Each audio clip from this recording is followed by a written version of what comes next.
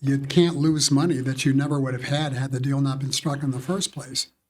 And whether it's we weren't here in 2005, so it'd be easy for us to criticize it. But at the time, I think it was a good deal for the community, even though Google got a sweetheart deal. We had lost the aluminum plant, and we were, I don't want to use the word desperate, but we were hungry for some sort of revenue. So a deal was struck.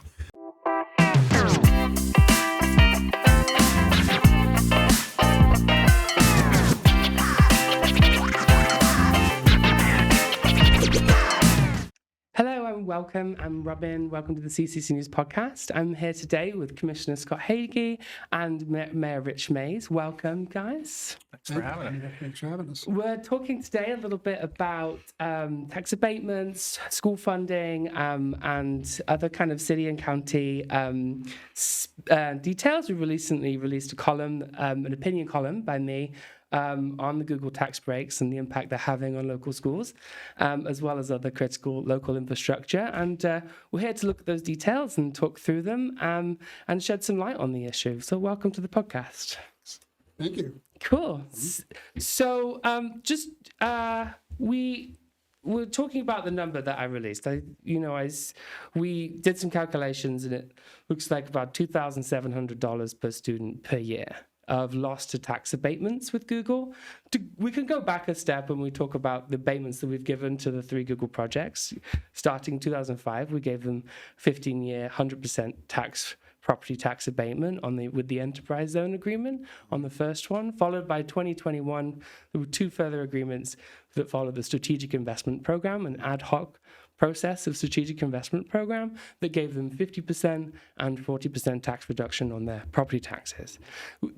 But we only have 1 year of tax for Google so far. So those estimates are really, really wild because we only have 1 year of Google taxes, even though they arrived in 2005 and we're here 20 years later. About the first receipt. Yeah, we have 1 tax receipt, right?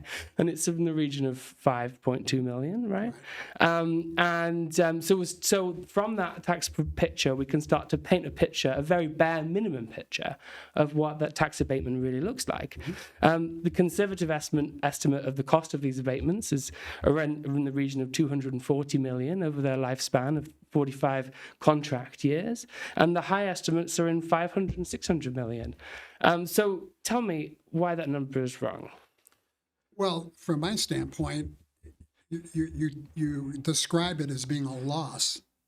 Okay. This is money that the school district is losing, and I would submit that you can't lose money that you never would have had the deal not been struck in the first place.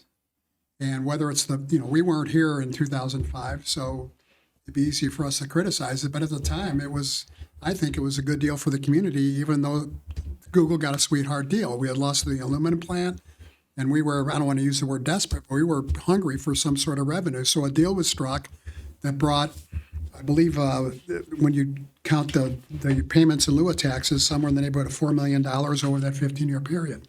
Then we had 2 other negotiations that happened in between the first and the last one.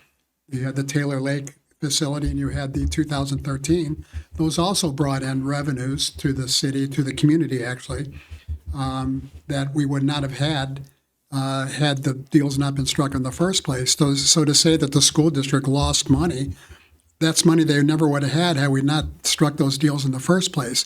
Now, in the last deal, which was 2021, they are paying, as you pointed out, property taxes. They are getting a good, pretty good tax abatement, but we're getting more revenue off of that last deal than the first 3 combined. And that includes property tax revenue for the next 15 years. So I guess I would take exception to using the term the school district lost this money when they never would have had the money in the first place if we wouldn't have struck the deal. They're getting additional revenue. And so I would submit that they're not really it's not like we went to the school district and took money out of their pocket. That's not the way it happened at all. Okay, so we negotiated this last deal.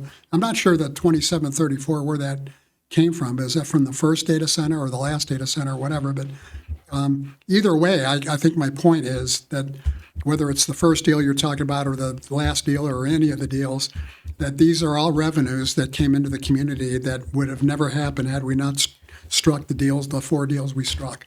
So that, I guess that's my point. Yeah, and I think to add to that, so Good Jobs First, which is the basis of a lot of what I think you did. Yeah, I brought the report. It is a political organization funded by politics, right? So they come off, they try to make themselves being a data-driven, but they're very politically motivated. If you look at them, even independently look at them. So I think you need to be careful about using their data because they make an assumption, as Rich says, that that a business should pay full property taxes, right? And if you don't get full property taxes, that's a loss. Right.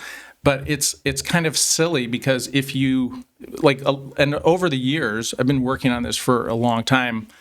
People say, well, why didn't you just tell them they got to pay the whole deal? It's like, we could have. And they wouldn't be here. They would have never been here. And so people will say, well, that's not true. It's like, how do you know that? Well, I do know that in terms of many discussions with them, a history of incentives. And it's not just Google, too, right? It's like, I worked at the port. I came here in 1991. I've been working on, developments for the Dalles to try to create jobs. And it's important to us to get good jobs, right? And to also get tax base. So sometimes you have to negotiate a deal. It could be even a local company that's going to expand. And we've had many of them where we've had companies that were going to expand and they didn't have to stay here. We wanted them to stay here, and we discussed and had negotiations based on trying to sell them land at a certain price, get in the enterprise zone, and other things. So Google's the same thing on a much larger scale. I think the thing that is most disappointing to me about the piece that came out recently was two things. One, it's kind of blatantly kind of negative in terms of Google. And there's a lot of, I would call them Google haters in town.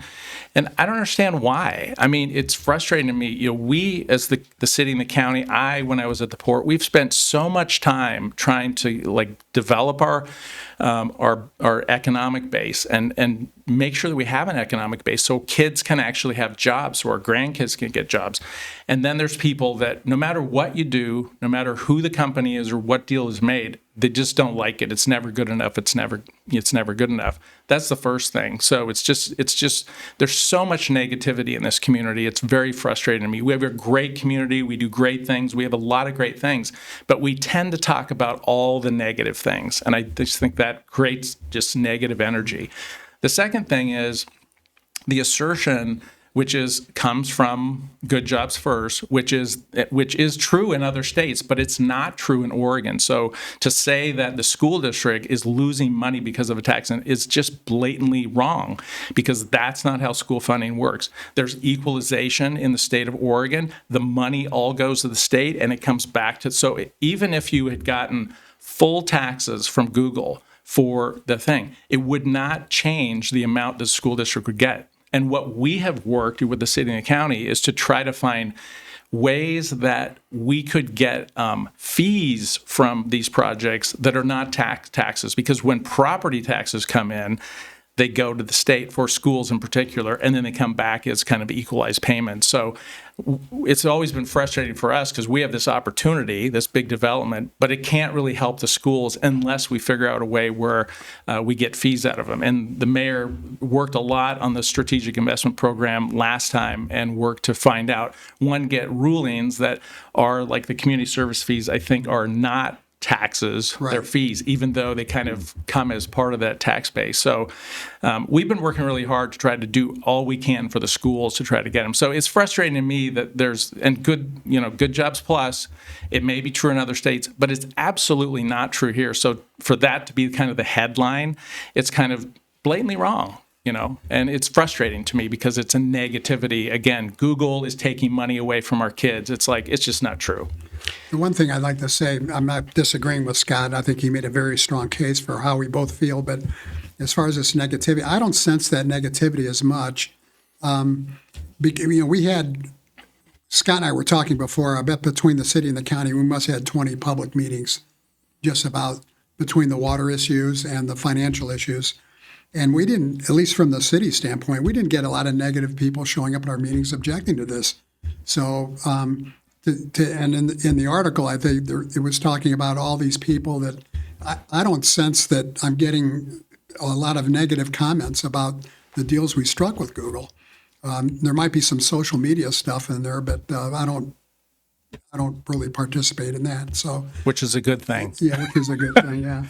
So, to Scott's point too, is that we had so many public meetings on this whole issue throughout 2020, 21. I made public presentations to, and I asked you about if you were still a member of the Kiwanis Club, because I remember going before the Kiwanis Club. It was a Zoom meeting because of the COVID thing. I don't know if you were there, but I went through all the numbers. And I remember John Nelson, who was on the school board then, taking very copious notes and asking me a lot of questions about the numbers that I was coming up with. And I thought those meetings went really well. I did the Lions Club and the Rotary Club as well. And anyway, that's kind of like where we're coming from. I thought parts of this were kind of an unfair spin on the numbers themselves. Yeah. I mean, some responses like, firstly, I'm dedicated to positive energy in this community. I'm dedicated to forwards moving, progressive and good ideas from wherever they come from, and supporting those good ideas. My work has shown that. And doesn't mean that that's not a basis for zero criticism, right? Like good positivity doesn't go with zero criticism, right? This is deserved criticism, right? Because we've got this, regardless of whether the school's equalization formula lands there, we have an enormous tax break on these things. We're not seeing these comparative tax breaks on other businesses that are similar size or smaller size, or small businesses are not getting the same breaks as the Strategic Investment Program. To go into the SIP Strategic Investment Program was made in the 1990s, before we even had data centers. It was intended for factories and for manufacturing and to boost those types of plants. It wasn't intended for data centers. It's been co-opted by the data center revolution, and it doesn't bring the jobs and the tax base back when it's set up with a data center as it does with manufacturing. With manufacturing, you make lots of really good jobs in a community. We're looking at 50 jobs, 100 jobs, right? That's not in line with the size of what we've had to give up in terms of our industrial zone. If we had incentive programs that didn't just invite the largest and most powerful and richest corporation on the planet, we instead would have a tax base that was diverse, right? And we could give incentive programs to lots of different sizes of organizations, not just organizations investing more than $100 million. Let me just take issue with a couple of things on that. First of all, Google applied for and got the SIP benefits. That does not mean that we couldn't give those benefits to anybody else who applied. If another business came in here, and as a matter of fact, we've entertained giving tax breaks similar to what we gave to Google, not on the scale, but certainly other businesses have come to us, and we have done other SIP agreements with one or two of them. Yeah. And the other thing about the number of jobs, they supply a lot more jobs than 50 or 100 jobs. What people overlook is that they have independent contractors that supply services to them. For example, food service. Those people that work in the food services at their data centers are not employees of Google. They're employees of a company that provides that food service to Google. Security is another one. They have a few hundred people that work security for Google that work for an independent company. Logistics is a third example. I think electricians, for example. In the construction phases, yeah. No. These are operational. Yeah, they have contracts with companies. That does not include the jobs that when they're constructing the plants. So I just wanted to point that out, is that I think that they employ, when you consider and include the independent contractors I just alluded to, I think they employ between 500 and 600 jobs. So I haven't seen any data to support that, good or bad, right? We're looking at this good schools data, and we're complaining about that, but that data has not been cited. That's nowhere to be found. We've just invented that number. I didn't just invent it. I know that from talking to Google.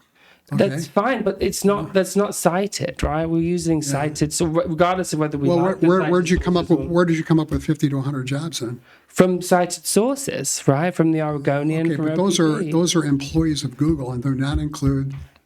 You can't deny that there's that there's more than 50 or 100 jobs there when they have independent contractors that supply the bulk of the jobs. I guess my answer is that like union manufacturing jobs are far better than food service and security, and that we should be pushing for good union jobs, not just service supportive roles.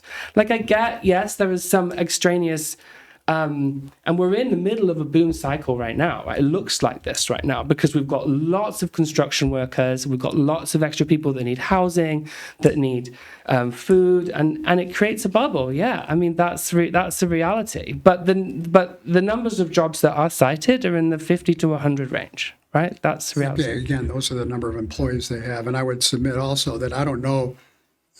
I understand that those are good paying jobs. I don't know if they're union jobs, but between the salary and the benefits, those are good jobs. The other 400 that they have, and I mean, there's food service obviously, but there's the other jobs that they have are pretty well paid jobs. So security is, I think it's a valid point. Like what is the total job picture, and it is a little fuzzy. And I think that from the beginning, the very beginning, this project was Project 02, and we didn't know who they were and all this kind of stuff. So it has been a process to kind of get through. And Google, frankly, you think about it, when they came here, they were a very, very young company. This was the first data center they built anywhere in the world. Yeah. And they were very secretive as a result of that. I mean, their culture and the way they deal with stuff has changed a lot. Mm-hmm. It's very different than a lot of other places like, Facebook, for example. I mean, they're not very secretive about their stuff, but Google still is, still moderately secretive for good reasons, security and stuff like that. But there are some things like that. I think you made some points in your article, and I think transparency is an important thing. I think we need to be as transparent as possible. And I think the jobs thing is always a little confusing. Yeah. But at the same time, I think the thing that sometimes becomes frustrating, or I'm trying to think of the word, is people want to criticize like everything that we do when they don't really even know. And like a lot of times, and this happens a lot on social media, but they just jump on points and they never come and ask. They never come to a meeting. There's just like no communication. People love grabbing onto something and say, this is horrible. I saw it somewhere, and they don't have any basis for it either. So I think that, you make a valid point, but I think, we can get you that information, and we should get you that information. So, because I think that, like as Rich said, there's a lot more jobs out there, and I think the impact on our economy is significant. Data centers are like on the low end in terms of jobs per acre.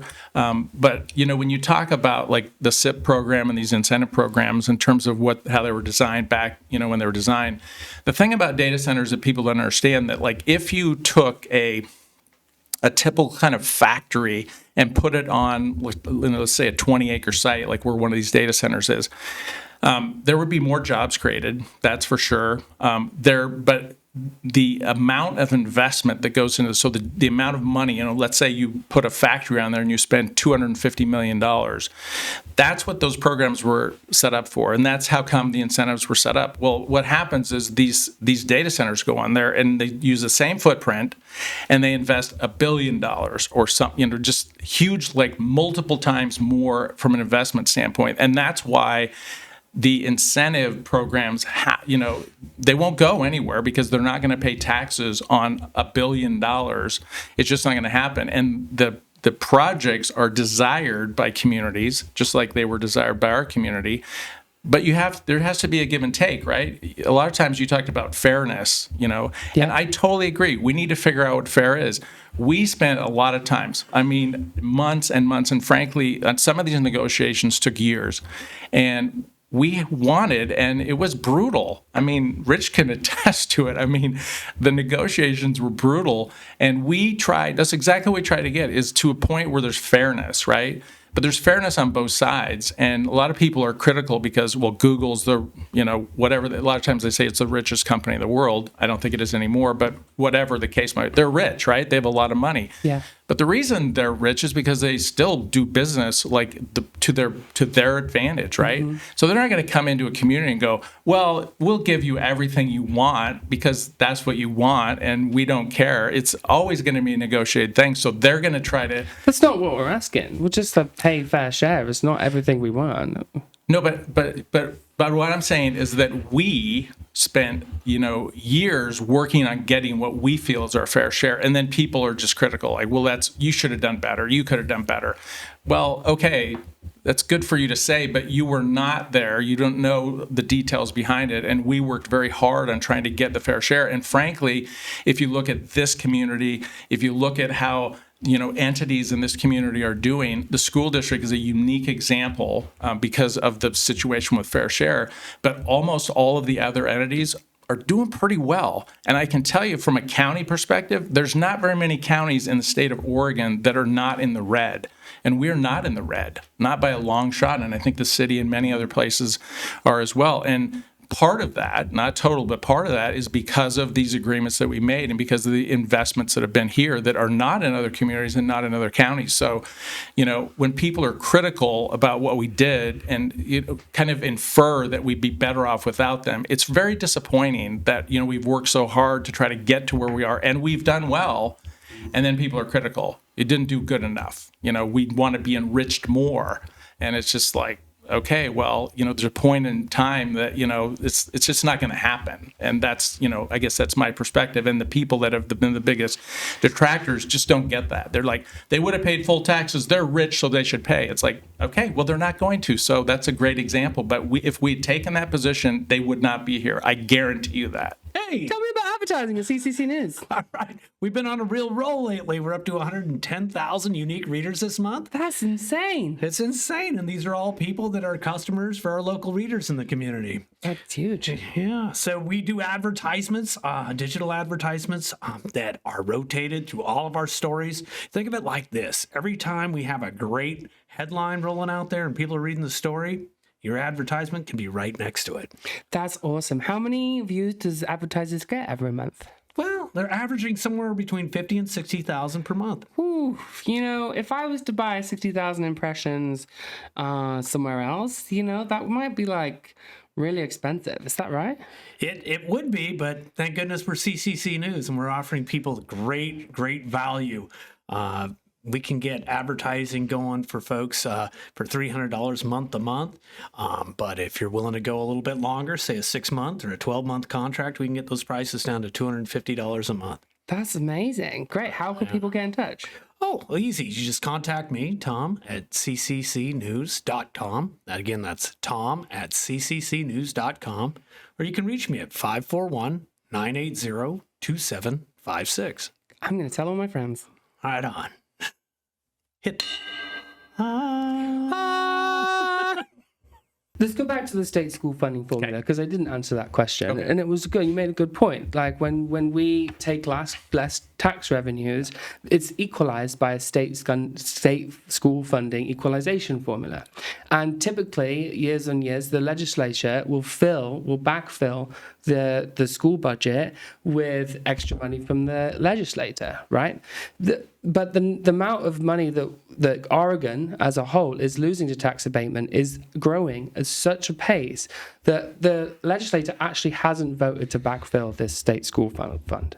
And so there's actually a big shortfall in school funding that the legislator isn't going to fill. So this story about it doesn't actually make a difference, and that actually, in fact, because the state school funding formula, it's all equalized anyway, is not quite true. In fact, this is happening across the state, right, on a really large level, and that is having an impact, right? And it's less harder to make the per dollar per student local number granted, right? And the state school formula does skew that $2,700 number, but at the same time we're missing money in the school funding. Just for reference, so because $275 million is not a number I can really comprehend, it's 3,500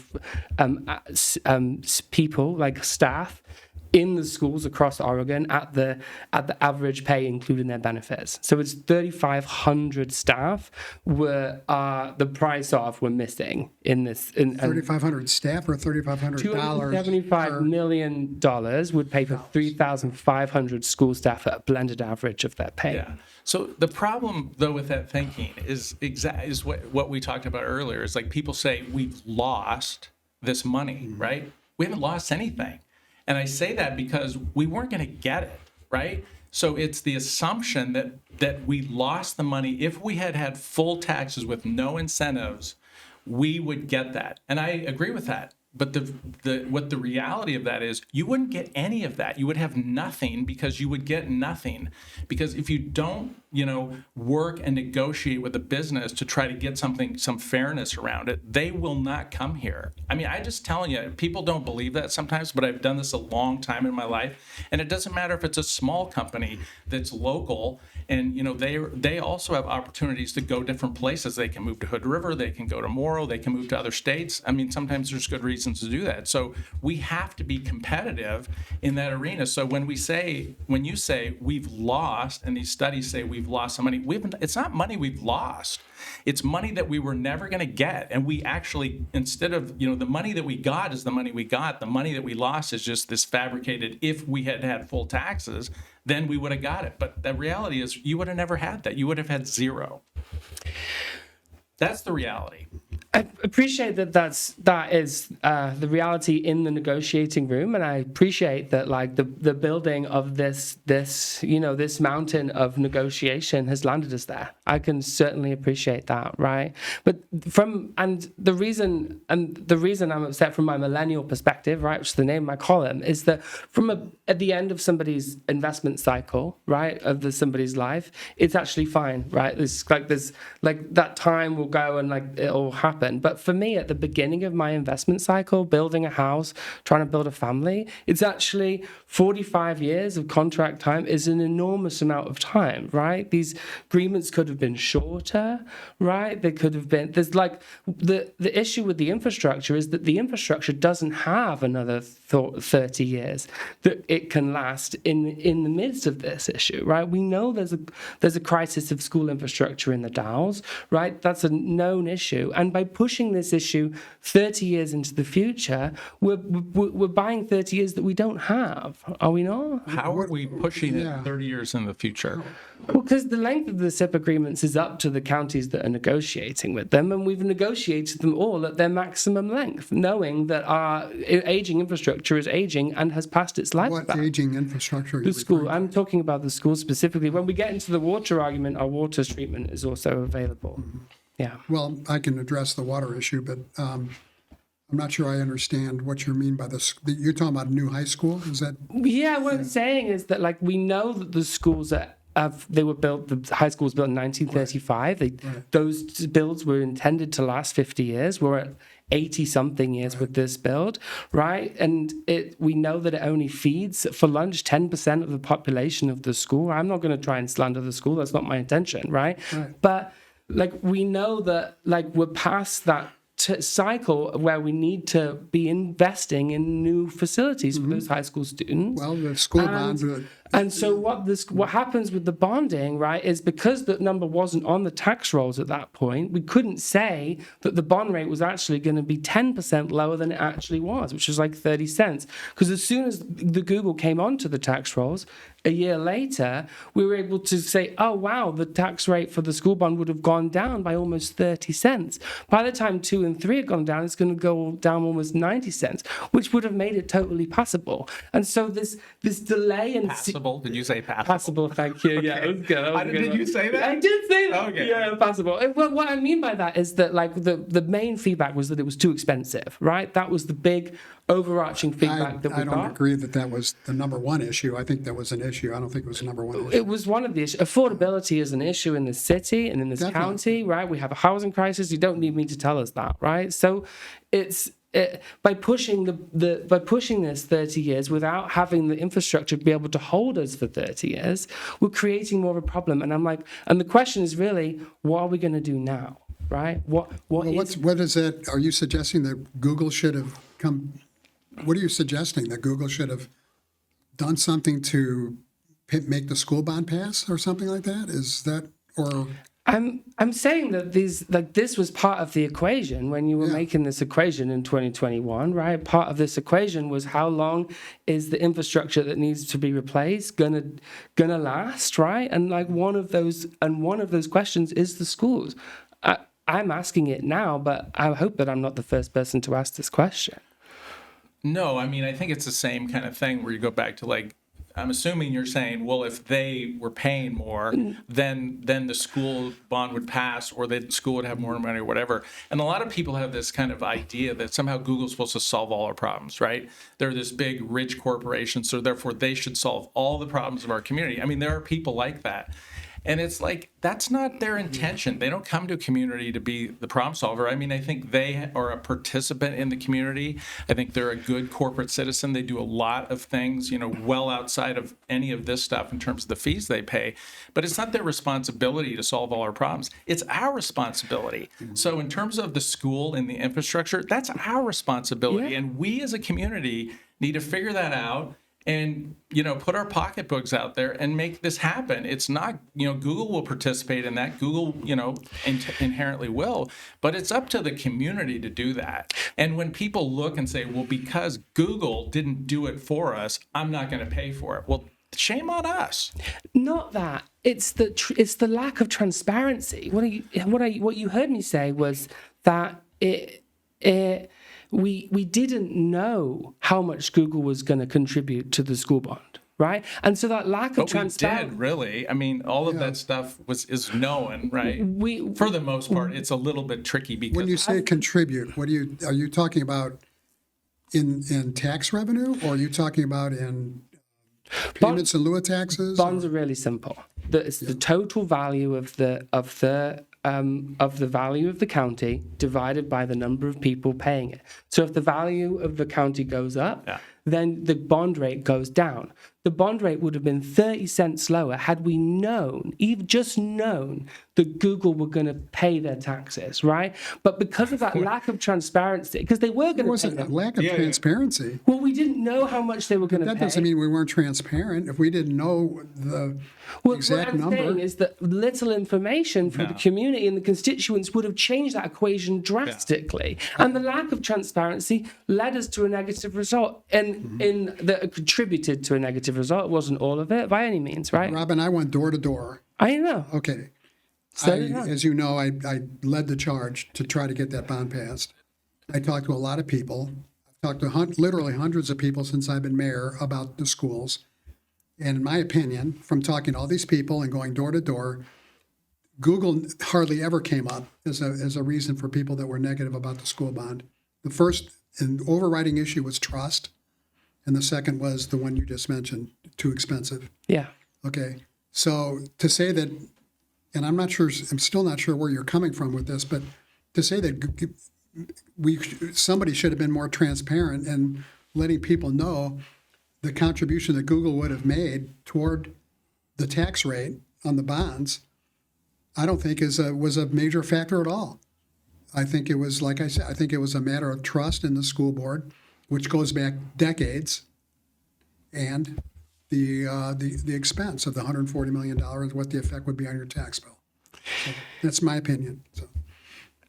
And you're saying it would have gone down a little bit if we had known, and I think that's true. 10%. Yeah, it would have gone down 10%. Yeah, but it's like the thing is, it wasn't known because until the state does the assessment, So, but there was already a value on the property out there, so you could do some simple math and make some assumptions. And I think from the standpoint of the county, a lot of times people ask us like, well, what is this going to be and what is that going to be? And it's like, well, if we give you an answer, like a specific answer, and then, you're like, well, it wasn't exactly that. It's like, well, we don't control all those things. So sometimes it's a general thing, but as a general, like the bond committee could have looked at that and go, we know that this is going to come on the tax rolls. We see the value is this, it's going to be that. So we know that it's going to be a range from here and there. Yeah, we actually, that was kind of a, yeah, we did do we that. do that? Yeah, and we sat with the city. Okay. We met with Cleves and Mayor Mays and a whole bunch of others, and they said that we couldn't use that information because it wasn't definite,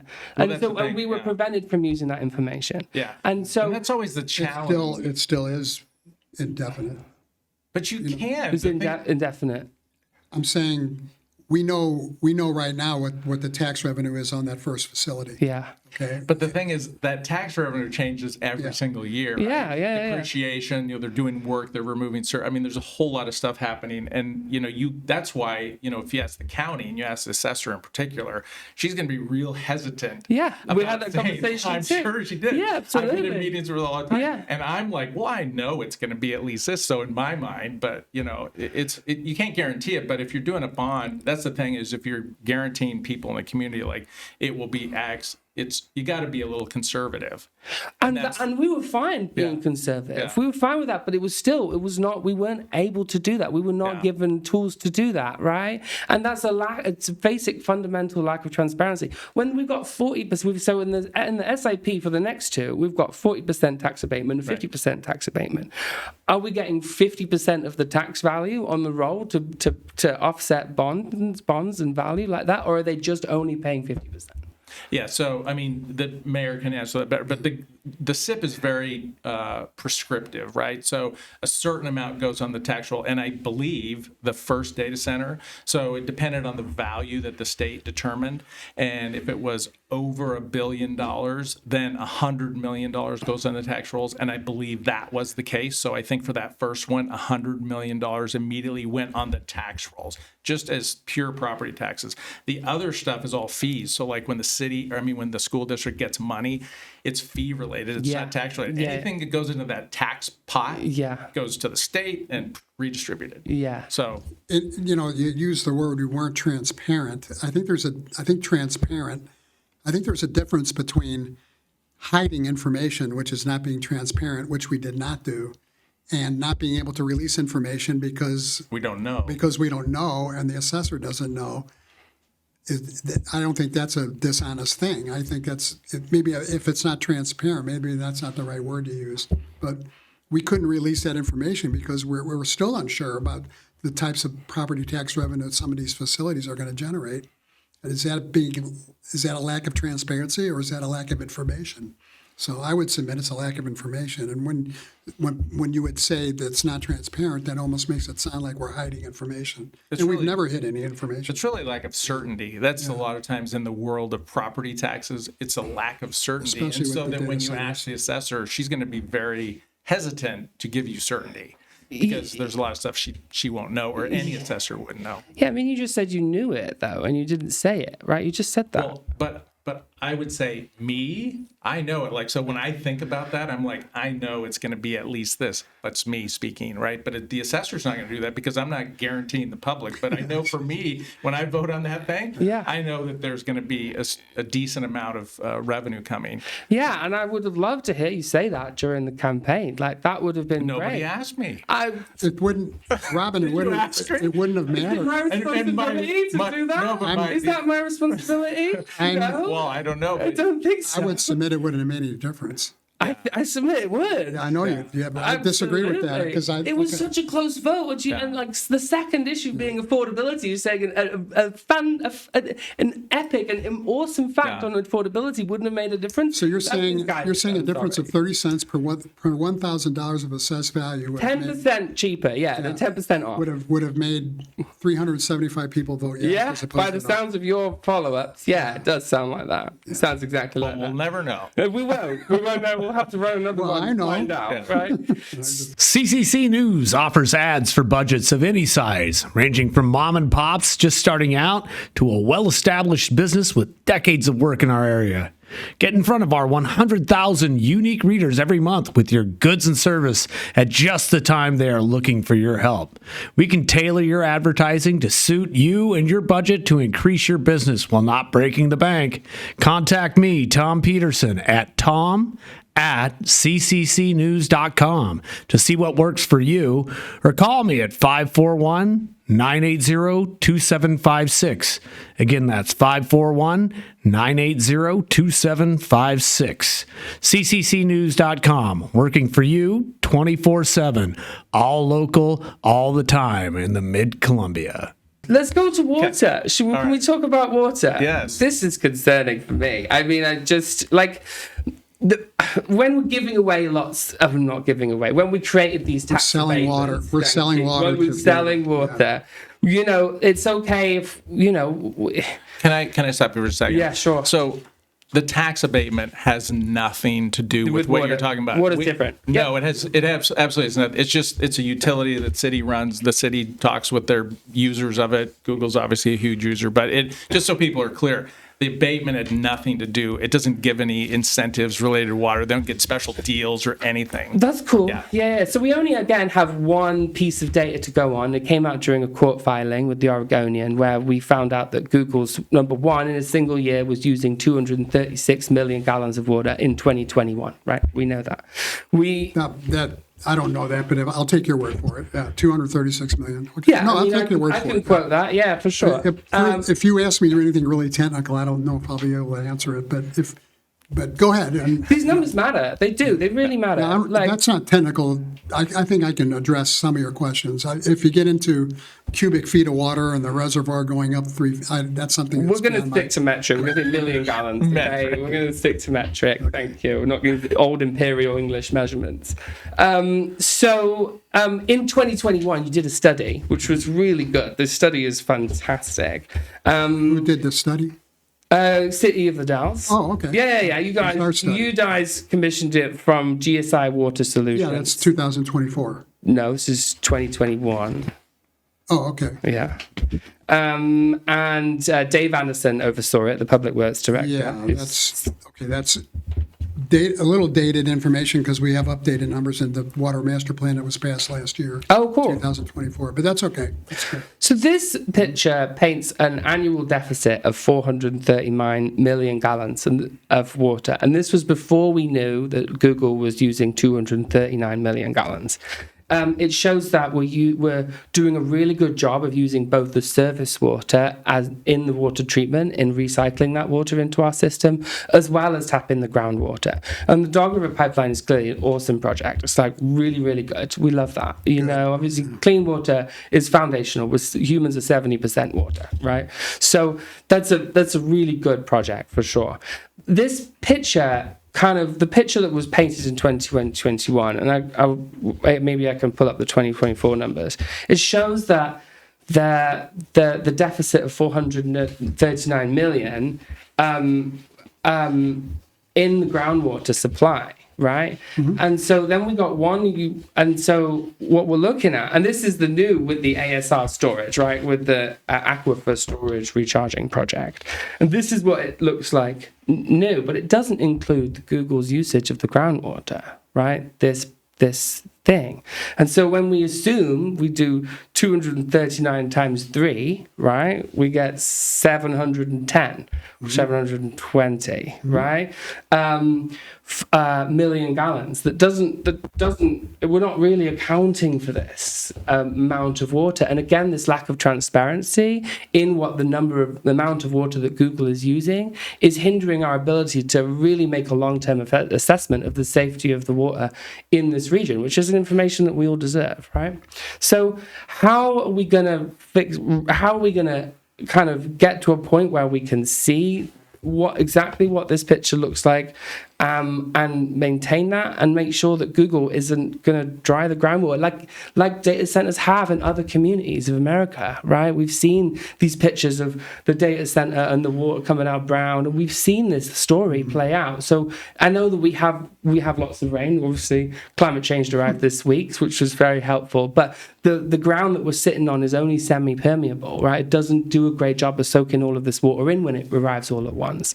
So tell me more about what I'm not seeing here and what's going on. The only thing I can say is I just don't have enough information on my fingertips to be able to address the numbers. But there's no way that Dave Anderson and the powers to be at the city in 2021 would have approved any deal that would be perceived as leaving the rest of the city high and dry. That would not have happened. And I can also say that I'm glad you said the ASR is included in that. Are the groundwater, the water rights that we got from Google, that they got from the old aluminum plant, are they included in that? Because my understanding was that the water rights that we got from Google, which they got from the aluminum plant, alone are sufficient to address their water needs, without the ASR and without the rest. The other thing is, by redundancy is where you tie in the port water system, which is Google, okay, with the rest of the city to the south. And by tying in these two together, we're able to provide redundancy where the south part of the city is helping the north side of the city and vice versa, which provides, when there's an emergency or a major water break, is that we can tie in those together and provide that redundancy.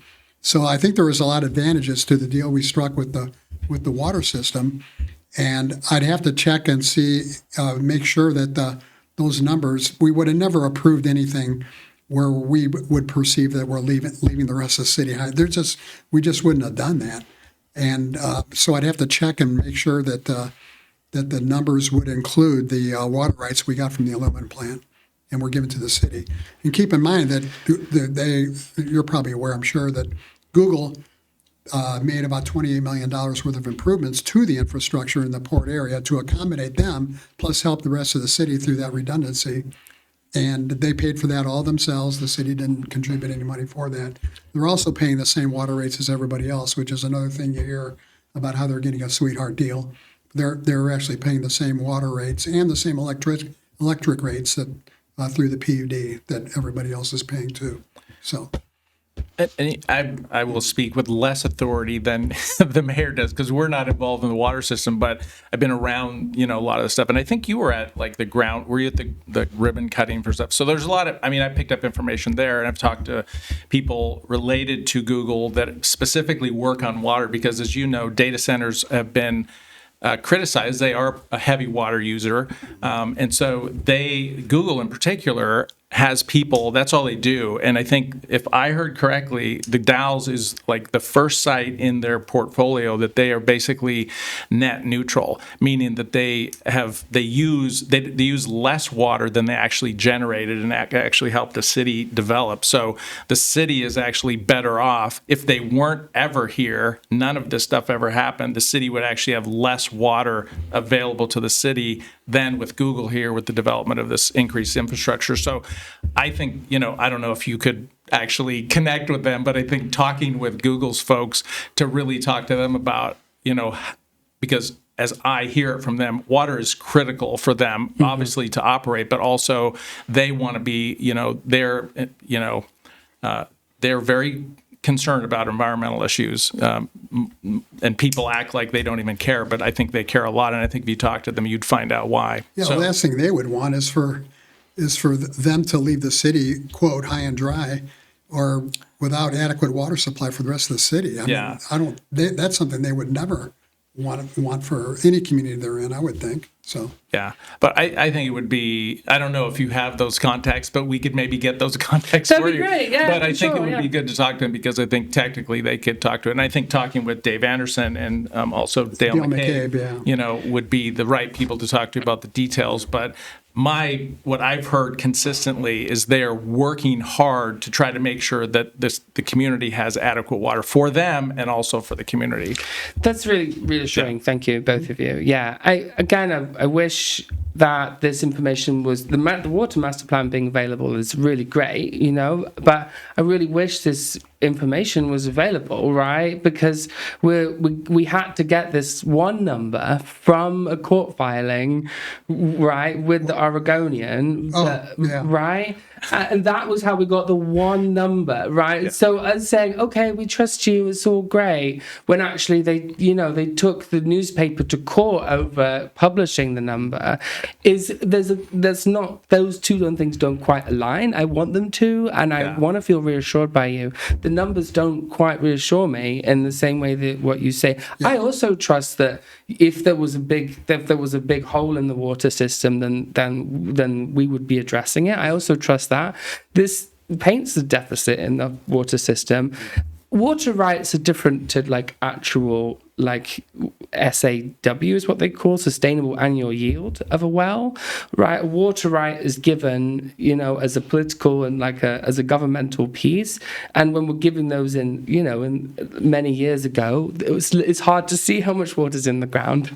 You know, technology has gone a long way since those water rights were actually created. So while the water rights are an important piece in this, it doesn't really speak to the SAW, right? Sustainable annual yield of the aquifer that we're sitting on, and that's really where my interest lies. Is the aquifer and its condition, and how long it's going to last as somebody that's investing for the long term in the gorge, right?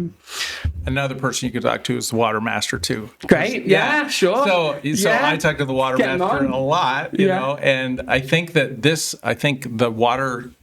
the aquifer that we're talking about down here has been in years past, like I can't remember what the definition is, like a critical something. There was a definition of it. It was problematic. And I think if I remember correctly, it has come out of that and it's now much healthier in terms of the amount of water that's in that aquifer. And I don't remember which aquifer it is. Yeah. But the water master knows. Yeah.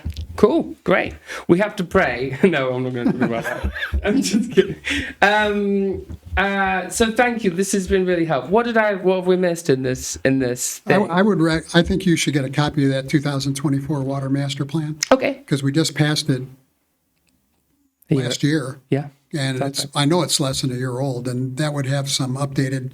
It really talks about the needs to expand our water system and replace the water plant that's 75 years old, the reservoir and the dam, and the water lines that connect those facilities with the rest of the city, 100 years old, 80 years old. So I'm glad you're a fan of the Dog River Pipeline. That has certainly helped.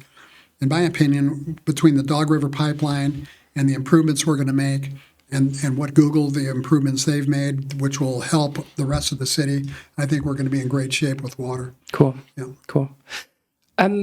You have a question? Well, I was going to say one other thing that you talked about was the power, and that's I got that up too, yeah. That was the other thing that there's like people are highly critical of data centers because of that. So I did reach out to the PUD. Oh yeah, they made Google pay for the whole situation. I love the PUD with that. Yeah. That's great. But you mentioned the Power Act and this whole legislation is going through, and I'm not sure if you're aware of the details of that. No, that's a state level argument. That's not hyper local. But yeah, the Power Act doesn't actually legislate to the public utility district. Right. It's just profit making entities, Exactly. like PGE and Pacific Power. And the PUD have done really, really good. And I love that we're charging the same. I couldn't find that information. Do you know where that reference information is in terms of where we know that Google are paying the same as the residential rate? I don't know. So the statement I got from the PUD, and Roger would be more than happy to talk to you. You know Roger Klein. Roger Klein. Oh yes. Yeah. Roger So he said, just these were simple points. Everyone pays their own way. There's no subsidy. There's no cross-subsidization.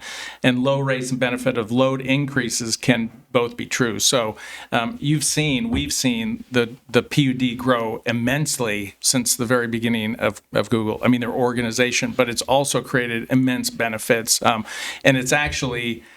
there's kind of this assumption, and I think maybe some stuff is happening with the IOUs, but it's like it's not happening here, and the PUD is not allowing it to happen. But we're actually there. It's kind of like the city and the water rates, and Rich can talk this about. But they've sold so much water to Google that they've been able to put off increases to the water rates for the citizens. So again, it's another benefit that the citizens have had. In the past, yeah. In the past, yes. I mean, but you can't do that forever. Right. And it's the same thing. But I think that in terms of electricity, you know, if whoever buys electricity, and the thing is, I remember at the very beginning, because I was there from day one, large load limits. There was a limit as to the amount of power you could buy from BPA.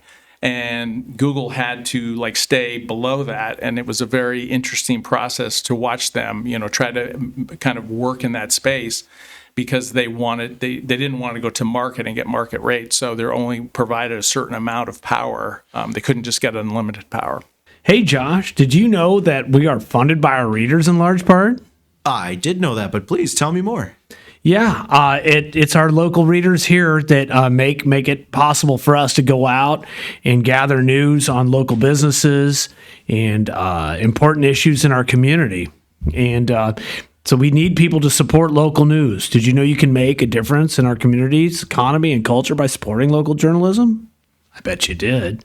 But maybe you out there don't. And so you should visit our Support Us page at CCCNews.com to subscribe to a monthly donation to keep news local and start making a difference in our community today. Again, that's CCCNews.com. And remember, CCC News is available for everyone and funded by readers.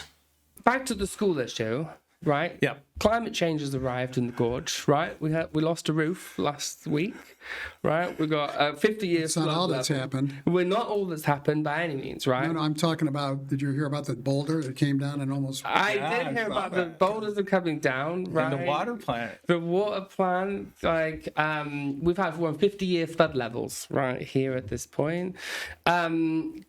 Which is aligned with climate change modeling, right? We're going to have bigger storms that deliver more precipitation in a short amount of times and things like that. Like, we're seeing this happen. One of the things that this community needs is a community safe place, right? For this, we have the readiness center, but one of the things that the new school was going to provide was like a community situation for emergency preparedness type situation, right? But these factors of climate change are arriving. And how are we going to deal? Like, what is the plan to deal with this issue? I've got lots of reasons. It's 10 degrees on average warmer in June than it was before and it was 20 years ago. It's like warmer, it's wetter, it's colder. Like, what are we going to do about this issue? as far as climate change goes, that's an area that is way beyond my pay grade. But I will say that if you look at that 2024 master plan, climate change is addressed in there and is taken into consideration when the consultants and Dave Anderson came up with the plan. Yeah. So I can't speak to it because it's just way beyond my area of expertise, but I know it is addressed in that 2024 Water Master Plan. Well, and I think part of the plan that's related to that is, and I was related, but, Congress just passed a bill to transfer 150 acres to the city from the Forest Service. And the reason for that is because they have been looking at a long time is raising the level of Crow Creek Dam. And part of the reason for that is because of, if there's less snow melt to melt it up higher, you need to capture more of this liquid precipitation when we have it. So, Yeah. the city is looking ahead, way ahead. I mean, the Crow Creek Dam, I think, project is something like maybe 30 years from now. But, I don't know. It's a long way. It's not going to happen next year. It's probably over a decade away. But they're looking ahead to try to figure out, to make sure that, and not just that, but the replacement of the water treatment plant, the replacement of the distribution lines from there down here. So there's lots of work to be done, and we're looking forward. I mean, the city is. We don't really deal with infrastructure issues. We deal with emergency management. So Yeah. we just recently completed a lot of emergency management planning all over the county, working with the cities. The city has a specific plan. Mosier, all the organized cities, most of them have. And climate resiliency is part of that. So, Out of curiosity, where is the kind of safe zone in the Dalles if there was earthquake or something like that? Rich and I both look at each other. Well, I think the Readiness Center is certainly one of them. I mean, that's the reason. That's a lot of reason. The youth, I'm trying to think of what it's called. We got money from the feds to fund that project, and then they took it back.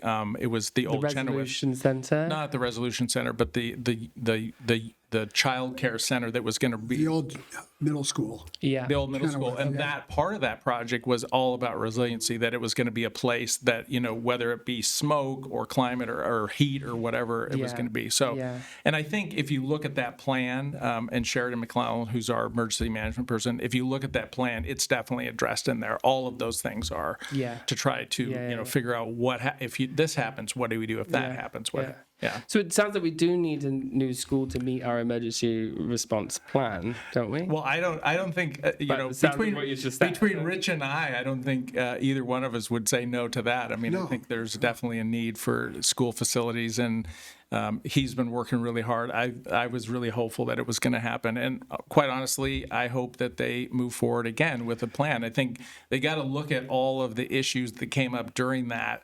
and at least respond. I mean, the one thing that I, heard consistently, and it was actually at a meeting that I was at with you, and somebody asked the question, but it's like they decided not to like show anybody what it would look like. And their consultant, I think, was telling them, don't do that because you get into trouble. If you show them what it looks like, they're going to want that exactly. And when it doesn't have exactly that, but it's like people don't buy stuff if they can't see it. So you got to somehow put disclaimers on there and say, this is what we're looking at. This is the kind of building it's going to be. Yeah, I think we agree on that point. Yeah, and disagree with I the do think consultants. there's a will in this community to do that. I think it's going to be difficult, but I hope the school district and the community finds a way to do something for us, because it's for us, it's for the community, it's for the kids, it's for the future.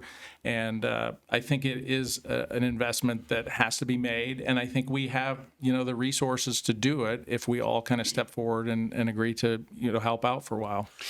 Yeah, and with that, I mean, going back to my previous argument, I hope that we can get a really good picture of what our tax base really looks like when we do this, right? Like it doesn't feel like too much to ask to just know what it is, what it will be, if even at a very based estimate, right? It doesn't have to be the top. It does have to be somewhere close to the bottom because inflation is almost guaranteed to only go one direction, especially in this economy, right? And so I think like a really good view of what's there is needed. So when smart people look like myself and you guys and everyone and people in the Dalles look at this, they go, oh, we're missing like our entire industrial zone, and like that's not something we can vote for because it's When you said, I think I quoted you, that you said what it is and what it will be. What it is shouldn't be a problem. We should be able to nail that. Here's exactly the type of, but what it will be in the future, and Scott addresses That's this, different. that's a different deal. Yeah, of and course, yeah. That's something our county assessor, I think, would be very nervous about releasing. Sure, they don't sell county assessor crystal balls, unfortunately. As soon as they do, I'll buy one for you guys. The other thing too, because so there's the tax base, right? Because that's what general obligation bonds are based on. Right, yeah. But the thing that we've had quite a few discussions about, and some discussions with the school district, because they're also getting a lot of fees, but we're all getting fees that are not taxes, and how we utilize those fees is for us to decide, right? And we've had many conversations with the city. The city has a lot of infrastructure issues that they are anticipating they're going to need those fees for. But we did have a discussion at one point. I think we asked the school district, hey, if you guys, think you need some of these fees, it wasn't my idea, but somebody had made an idea that we would pledge some of these fees that the city and the county would get to the school district if they ran a bond, and they could use that as part of the funding. Unfortunately, it wasn't. It didn't happen. But there still is that potential opportunity. But it gets pretty tricky when you talk about the tax base, because the tax base is the tax base. Now, $100 million went onto the tax base this year with this first data center. Based on that, I would expect that another $100 million would go onto the tax base. So you can do the math on that, and $100 million is no chump change when it comes to it's increasing. I don't know what that would be. It's probably not 10%, but it's probably single digits. So we knew in 2021 that $100 million was going to go onto the tax rolls, but the tax assessor doesn't know what's going to happen in the future, and we can't say it. Right. Those two things Well, are simultaneous. which facility are you talking about? Well, I'm The first saying that one the or the SIP last one? agreement says that you've got to present 100 million and say, well, at least it's at least 100 million. So put that there. For the right? two of them, this was the problem. If it was less than $1 billion, it was 50 million, right? So Okay. it was a situation where if they had to know what the amount of the investment was for one data center, and I've been told that it was over $1 billion, which means that 100 million went on there. So I'm assuming that the next one comes up, it would be another 100 million. So Not that's the most recent. the most recent one, right, yeah. right. It's actually gone on the tax roll, and they're still building, obviously, the So second we one. knew 50 million was We going to knew go. 50 million at was the going to go on the least, tax. at the But yeah, but it takes like some serious deep dive to get there, right? Like I wish this information was available to the I'm community. assuming when you were doing your presentations, you were talking about that because the SIP is prescriptive. It says that it has to be a certain amount of investment, and when it is 50 million, or actually it could be less than we that. didn't get any of this. So like this is such foundational, important information that the community needs to make these decisions, you know, and this is what I'm fighting for. And I'm so glad you came so we can talk about this. I'm sorry that the Good Jobs First is a political organization that got us here. I apologize, but and I'm sorry it's hard to hear this criticism because I know you guys have worked so hard on this for so long. And likewise, you're seeing the exasperation in me of working on the school district and the school bond for so long, right?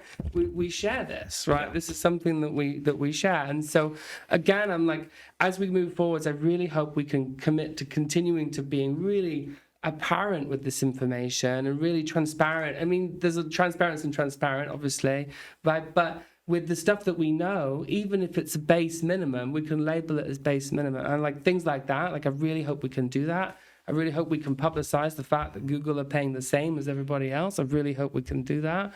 And I'm gonna be part of that, sure, because I'm the press here in this instance, right? And so I'm dedicated. I will write those stories too. That's totally fine for sure. But I think I just have to thank you guys for coming on and thank you for being part of this discussion. Appreciate it. I hope we can follow up with this and in some time when some things have changed and we can work through those. And thanks for all you do for the communities that you serve. Thank you. Thanks. Appreciate it. Great.